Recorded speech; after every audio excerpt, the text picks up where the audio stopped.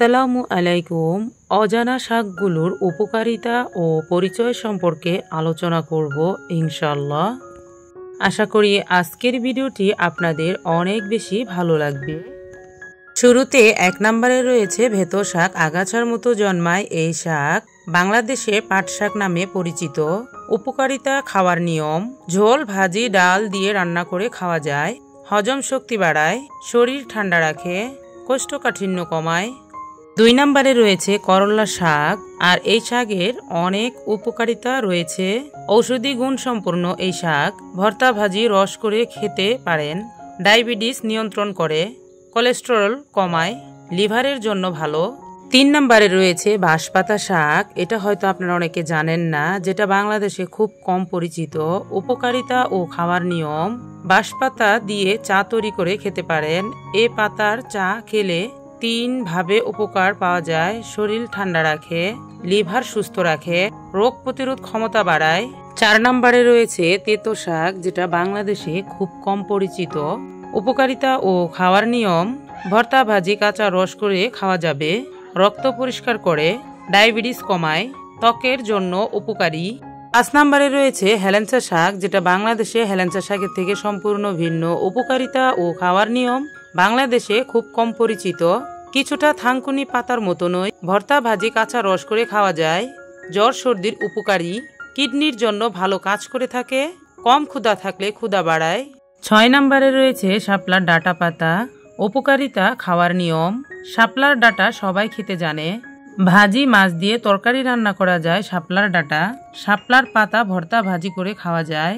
কাঁচা পাতা সালাদ হিসেবে খাওয়া যায়। গ্যাস্ট্রিক কমায়, কোষ্ঠকাঠিন্য দূর করে, শরীর ঠান্ডা রাখে। 7 নম্বরে রয়েছে কাসুন্দি শাক, যেটা বাংলাদেশে খুব কম পরিচিত। উপকারিতা, খাওয়ার নিয়ম: ভাজি, কাঁচা, সালাদ খাওয়া যায়। শীতে শরীর গরম রাখে, রোগ প্রতিরোধ ক্ষমতা বাড়াতে খুব ভালো কাজ করে থাকে, কোলেস্টেরল নিয়ন্ত্রণ করে। 8 নম্বরে রয়েছে ডান্ডল শাক, যেটা উত্তরবঙ্গের লোকজনের কাছে কাকরি শাক নামে পরিচিত। উপকারিতা, খাওয়ার নিয়ম: বিভিন্ন শাকের সাথে মিশিয়ে হালকা ঝোল অথবা ভাজি করে খাওয়া হয়।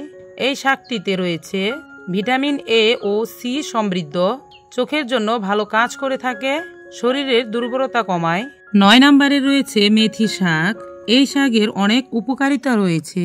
বাংলাদেশে এই শাক খুব কমই খাওয়া হয়। এই শাকের ভর্তা, ভাজি 2 ভাবেই খাওয়া যায়। ডায়াবেটিস নিয়ন্ত্রণ করে, হজমের শক্তি বাড়াতে সাহায্য করে, চুল ও ত্বকের জন্য উপকারী। 10 নম্বরে রয়েছে কচু পাতা ডাঁটা বনজাত।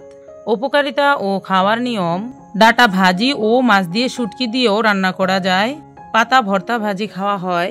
বনজাতের এই কচুতে রয়েছে ক্যালসিয়াম সমৃদ্ধ, হাড় মজবুত করে, কোষ্ঠকাঠিন্য দূর করে। 11 নম্বরে রয়েছে চুই শাক, মশলা জাতীয় লতা। এই শাকের উপকারিতা, খাওয়ার নিয়ম: পাতা শাক রান্না করে খাওয়া হয়।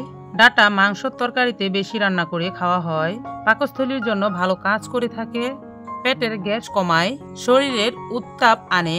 12 নম্বরে রয়েছে গিমা শাক, গিমা পাতা। উত্তরবঙ্গের খুব জনপ্রিয় এই শাকটি আমি নিজেও অনেকবার খেয়েছি। এই শাকটি তিতা প্রজাতির একটি শাক। ছোট আলু দিয়ে এই শাকটি ভাজি করে গরম ভাতের সাথে খেলে অনেক ভালো লাগে। শাকটির অনেক উপকারিতা রয়েছে। তিতা শাক রক্ত পরিষ্কার করে, পেটের কৃমি নষ্ট করে, জয়ক্রিয়ার জন্য ভালো কাজ করে থাকে। প্রতিটি জেলার গ্রামের বাড়িতে, আশেপাশে কৃষি জমিগুলোতে এগুলো হয়ে থাকে। 13 নম্বরে রয়েছে চড়ুইঠেঙ্গি শাক, বনজাত। উত্তরবঙ্গে জনপ্রিয় পরিচিতি আছে এই চড়ুইঠেঙ্গি শাকের।